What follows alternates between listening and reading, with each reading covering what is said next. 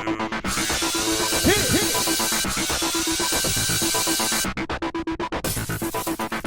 everybody, welcome to another recap of Celebrity Apprentice. Last week, Richard Hatch was fired. So this week, Marley got to deliver her check for $1 million. It was insane. Congratulations, Marley. Job well done. This week, the product is Australian Gold. I thought it was tanning lotion, but I guess it's like not tanning lotion. It's, not suntan lotion. What do they call that stuff? I can't even remember anymore. So you don't get a tan. So you don't get cancer. Alright, so they are being given a 10 by 10 glass box, and they need to create a presentation for the product. And the PMs are Mark and Latoya. And the winner is going to get $40,000 for their charity. 20 from Donald and 20 from the actual Australian Gold people. So the theme of the product is live the gold life. That's their big catchphrase. The men, their idea is to paint everything gold, have pirates, and have hot chicks. And you can't go wrong. Unfortunately, if you got Gary on your team, it's very easy to go wrong because in the meeting with the executives, he said that the product gives him a sexual feeling. Okay, a little inappropriate there, Gary. Lil Jon was tasked with babysitting Gary for most of the whole thing, so kind of a downer for him because Gary is super out of control. They let Gary blow off a little steam though when it was time to distress the props to make it look, piratey. And the guys, they had a winner. They came up with a pirate song, which was really cool. The ladies, on the other hand, it was all sad faces over there. Latoya was pretty disappointing as project manager. She wanted a gold man and a gold lady in a beach box. She didn't use Hope as a model, which was pretty stupid because she wanted to keep her as the accountant. And everybody knows that Playboy models are really good at accounting. Alright, so Latoya had no concept of budget. The whole budget, according to Star Jones' lawyer, was $3,500 for the printing, and what Latoya wanted was going to cost $7,000. And she was like, well, you just do it. I'm the project manager. You just do it. And they kept trying to explain to her, you don't have the money to just do it. Sorry, it's not the Jacksons footing the bill. All right, so all she wanted was palm trees and koala bears, and that's it. That's all she cared about, and getting 125 bags of 50-pound sandbags. That was crazy. What did she expect them to do? Like, just load them up in the van and come back with them? It was complicated. When she said get 125 bags of sand, I was thinking, do they even have 125 bags of sand at that one Lowe's? Who knows? I guess they ended up getting it in the end, but seemed pretty incredible. Last minute, day of presentation, Latoya decides, I don't think I like the whole summer thing anymore. I want to do half summer and half winter. So they had to scramble at the last minute to find snow, which I guess was like, cotton or something.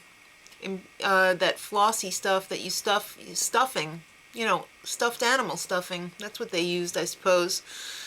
Nene was not too happy about the whole thing. When Don Jr. showed up, she ran over in her koala costume and ratted out Latoya. So at the presentation, it was pretty evident that the guys were the creative ones. They really went out on a limb with the whole pirate theme and took a risk. The ladies, however, covered their bases with winter and summer, while on the other hand, the men had created quite a buzz with the crowd, which the ladies was pretty boring. And the men, one of their fatal flaws was they did not use the slogan for the product or the koala bear. And they were really hot on that damn koala bear. I don't know why. I mean, come on. I thought the pirate thing was pretty cool. The ladies, however, Latoya really screwed up big time by not utilizing Hope. So in the boardroom, the ladies team pretty much ganged up on Latoya and was like, she sucked. She wasn't good at managing. And the men, Trump was pretty fascinated with Mark's tattoo. Why not? I mean, I guess it was interesting. But Mark went and opened his big mouth and said if he loses, he wants to be fired because he couldn't imagine pinning it on any of the guys. You know, he came up with the concept, so he should be cut.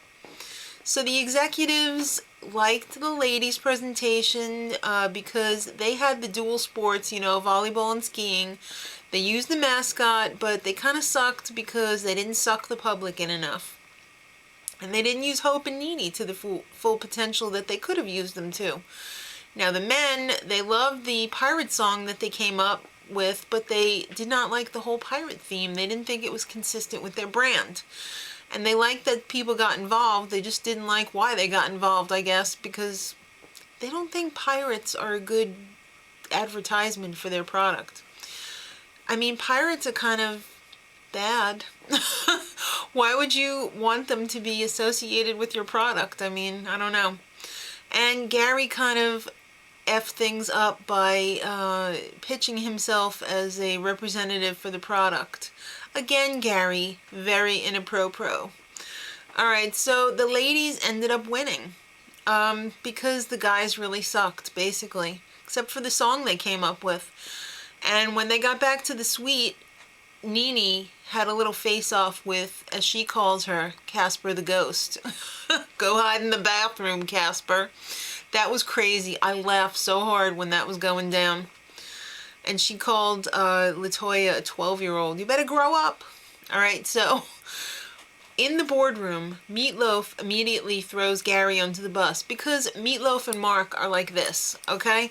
They are friends on the team, and I guess Meatloaf did not want Mark to go, and he really thought that Gary's been hanging around a little bit too long without having to face the music, because Gary's a mess. It's unfortunate, but true. And I don't think it has anything to do with his head injury. I think he's just a mess. And everybody pretty much agreed with Meatloaf that Gary is a mess. So Mark takes Gary into the boardroom. He only brings back one person, and I mean, it's really the only other possibility, but he blew it from the word go when he said that it was his fault for coming up with the theme because that's why they lost. So Mark, you're fired. Alright, so next time it's going to be crazy because Gary is the PM. And LaToya, well, she just hasn't grown up yet. So until next week, much love.